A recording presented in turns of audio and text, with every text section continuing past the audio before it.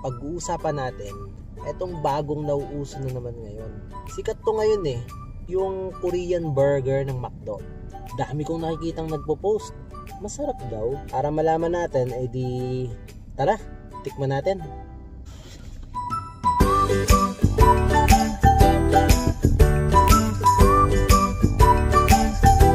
Drive-thru na lang tayo para safe.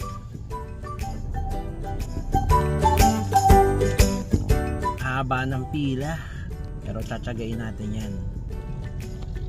Gumagalaw na. Okay, tayo na. Good afternoon, welcome to McDonald's drive-thru. Yung Korean burger ba yon? Chicken po yung beef. Chicken. Ano po drink? Iced tea na lang. Additional 10 po pag sa iced tea po. No problem. Total of 185. Thank you. Po. Plus 10 pesos pala dito kapag iced tea yung drink. Sa Jollibee hindi ganun eh. Tsaka sa Chowking. Eto na, tayo na. Thank you. Thank you. Let's go! Okay, hanap tayo ng pwede nating tambayan. Doon tayo kakain.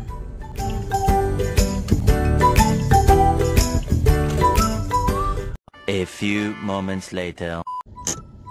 So, eto na nga. Nakabili na tayo. Ayusin muna natin yung upuan. Nag-drive-thru lang tayo kasi bawal pa yata yung dine-in. Pero kahit naman hindi bawal, dito na lang tayo sa sasakyan. Mas safe yun. Eto na! Grabe. Wala talagang tatapat sa fries ng McDo. Ito na yung burger natin. Yun! Kita nyo ba? Okay, chicken siya. Oh. Ay, baliktad. So, kita nyo? Kakaiba nga yung itsura niya.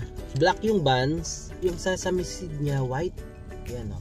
Sa itsura, mukhang masarap naman. Ooh. Parang ketchup lang siya na medyo maanghang. Meron siyang lettuce. Wow. Sibuyas Tagalog. Walang lasa yung sibuyas. Tapos meron siyang chicken. Black yung buns. White yung sesame seeds. White talaga. Hindi naman masyadong kakaiba yung white na sesame seeds. Pero yung black na bun, medyo kakaiba, no? Ano bang pagkakaiba ng lasa ng black na buns? Wala. Pareho lang. Tikman na natin. Sumasabit yung meat ng chicken. Manamis na miss. Medyo crunchy yung breading niya. Tapos malambot yung chicken sa loob. Medyo maalat din.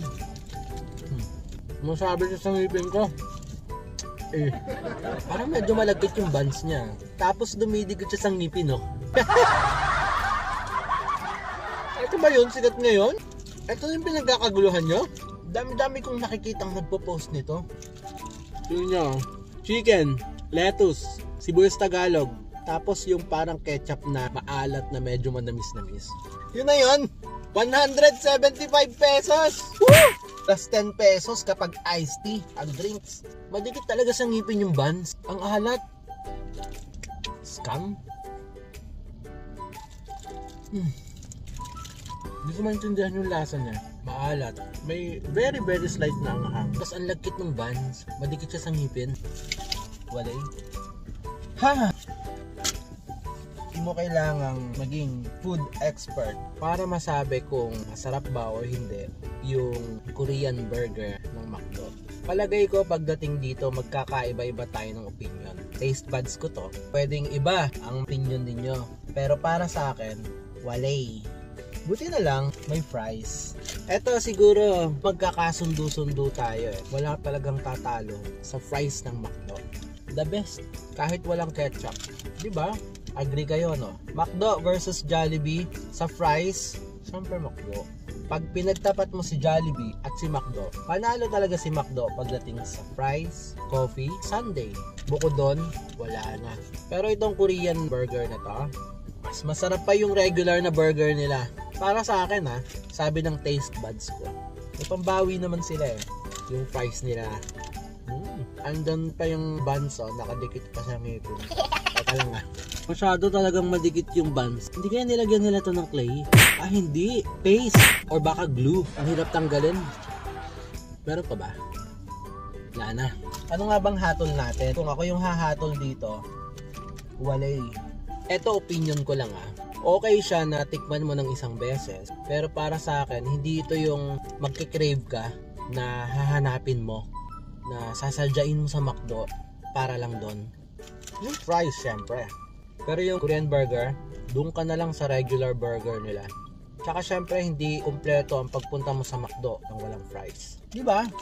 Kung pupunta ka sa McDo, tapos di ka bibili ng fries, para ka na rin nanood ng concert ni Bruno Mars, tas hindi niya kinanta yung Versace on the Floor. Ganun yun, katumbas nun.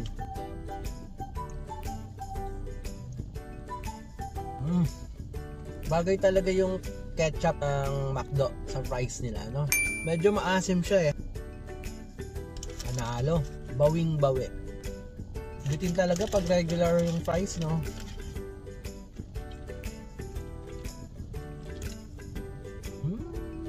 Nakakilig yung lasa ng fries nila eh, no? Kapag may ketchup. Sarap! O shout out dyan sa mga malakas mag ketchup. Bus na. Sarap din papakin eh. Busog.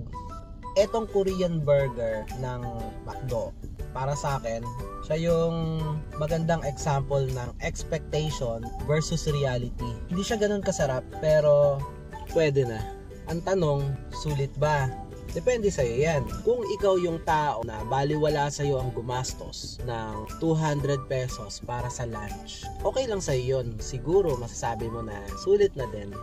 Pero para sa akin, sa halagang 175, yun ay kung hindi ka magpapa-upgrade ng drinks. Hindi siya sulit para sa akin eh. Opinion ko to dahil taste buds ko to. Siguro para sa iba sa inyo, pwede nyong sabihin na masarap. Wala akong magagawa, trip nyo yan. Kung meron pa kayong pagkain na gustong i-share, na gusto nyong tikman natin, comment nyo lang sa baba. I-food trip natin yan. Ayos ba? So ayun lang. Thank you sa mga nanood. I-like mo na tong video na to. Mag-subscribe ka na rin. Tapos click mo yung notification bell para ma-update ka kapag may bago tayong video. Maraming salamat ha. Siyempre, busog na naman tayo. Alam na ang kasunod nito. Hulugan na.